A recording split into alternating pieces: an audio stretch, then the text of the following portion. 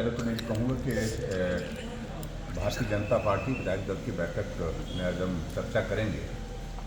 कल का जो एजेंडा निर्धारित हुआ है उस पर किस प्रकार से हमारी रणनीति रहेगी, और उसके साथ साथ मानसून सत्र ये अब की बार का लंबा सत्र है और बहुत सारे इम्पोर्टेंट इश्यूज़ पर हमें नोटिस दिए हैं, क्वेश्चन लगाए हैं।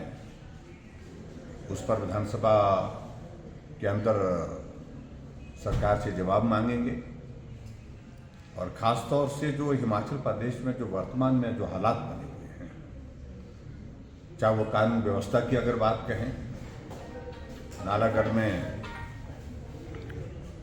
2 नौजवानों को इस कदर सरेआम जो है वो सड़क पर पीट करके, एक की तो हत्या वहीं पर होगी, मौके पर ही हो गई, और दूसरे की बचने की भी जान की संभावना बहुत कम है, ऐसा बताया जा रहा है। बारिश के कारण जो नुकसान हुआ उस सारे विषय पर भी हम चर्चा करें। कल हमने 130 के अंतर्गत नोटिस किया है, उसमें चर्चा करेंगे। बहुत सारे माननीय सदस्य अपने अपने क्षेत्र की जो नुकसान की बातों का जिक्र उसमें होगा निश्चित रूप से।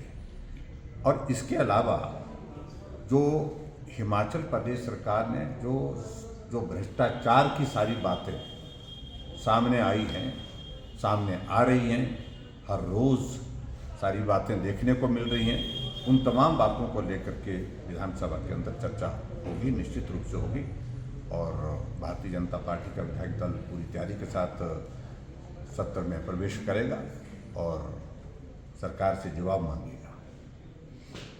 सर, जो ऑल पार्टी मैं कहूँगा कि भाई वो कोई बाइंडिंग नहीं है कि अगर बैठक रखी है उसमें बैठना ही है, आना ही है।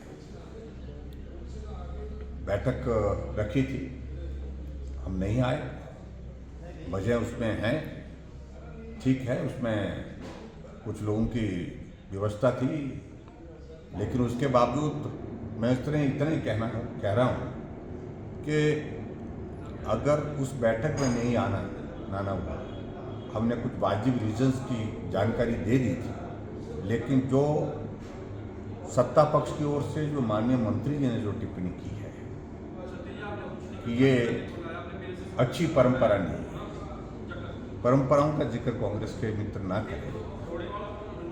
परंपराएं तो आपके ज़माने में एक बार नहीं अनेकों बार होती है। और मैं सिर्फ इतना ही कहूँगा, आज नहीं मिले तो कल मिलेंगे, सत्र के अंदर मिलेंगे और वहीं पर बात कहेंगे। लेकिन निश्चित रूप से भारतीय जनता पार्टी विधायक दल के अंदर एक बहुत बड़ी नाराजगी है, निराशा है।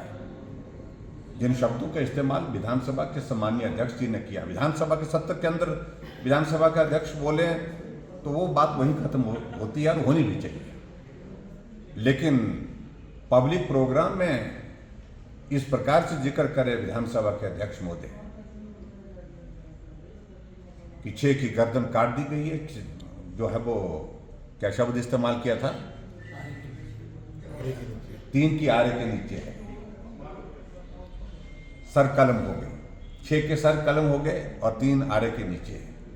ऐसे शब्दों को विधायक कोई सुनने के लिए तैयार नहीं है। और भारतीय जनता पार्टी के विधायक हो चाहे कोई भी हो, अपने कुलीग्स के बारे में इस तरह के शब्दों का इस्तेमाल करना, मुझे लगता कि ये मर्यादा से हट करके है, मर्यादा का उल्लंघन हुआ है। इस बात का ना उन्होंने खेद व्यक्त किया और ना ही अभी तक मुझे लगता है कि इस बात का एहसास उनको है कि उन्होंने क्या बोला है, कैसे शब्दों का इस्तेमाल किया है। और ऐसी परिस्थिति में जो भी बातें होंगी और विधानसभा के अंदर होगी, कल से होगी, कि आप देखते रहेंगे। और निश्चित रूप से जो बारिश और